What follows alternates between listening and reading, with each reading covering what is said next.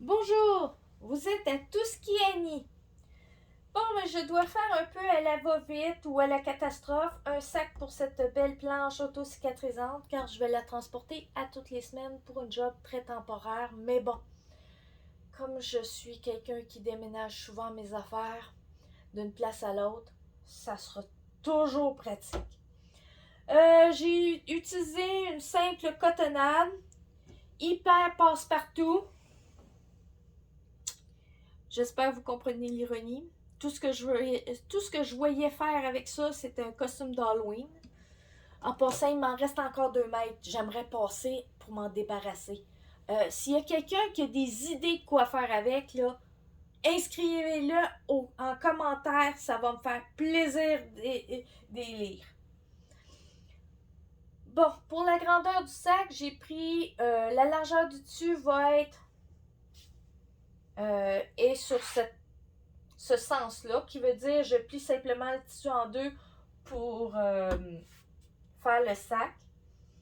Le tissu devrait arriver à peu près ici. Ça ne me dérange pas que le sac, que la planche sorte du sac. Ça ne me dérange pas. Et pour ici, c'est un total de 8 cm que j'ai laissé de plus que la planche. Là-dedans, il y a 3 cm qui sont pour les coutures. C'est des coutures françaises que je vais faire. Maintenant, étape suivante. C'est un ruban gros grain que j'ai fait un rond. J'ai fait attention que ça ne twiste pas. J'ai testé la hauteur que je voulais la planche.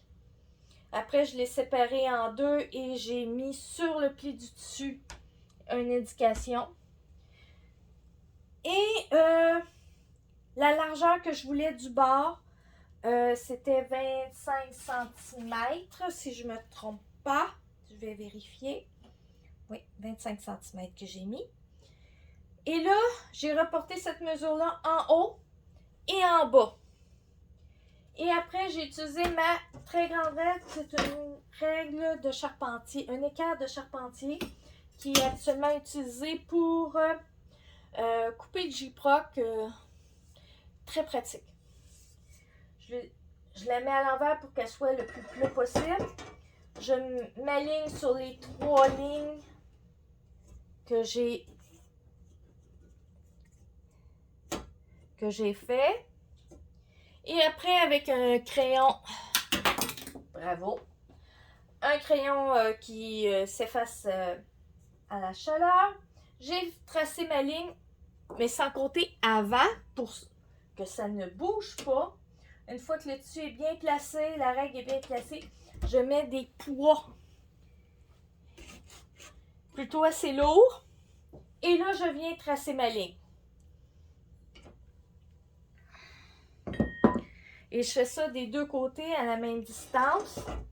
Une fois la ligne faite, je viens installer mon gros grain sans trop l'étirer vis-à-vis. Et là, je vais partir mes coutures du plein centre vers l'extérieur. Première couture, je fais la même chose de l'autre côté. Et aussi intérieur et extérieur du gros grain, je fais ça. Et quand je suis rendue au deuxième côté du gros grain ici, je viens faire un carré en couture pour solidifier ce coin-là.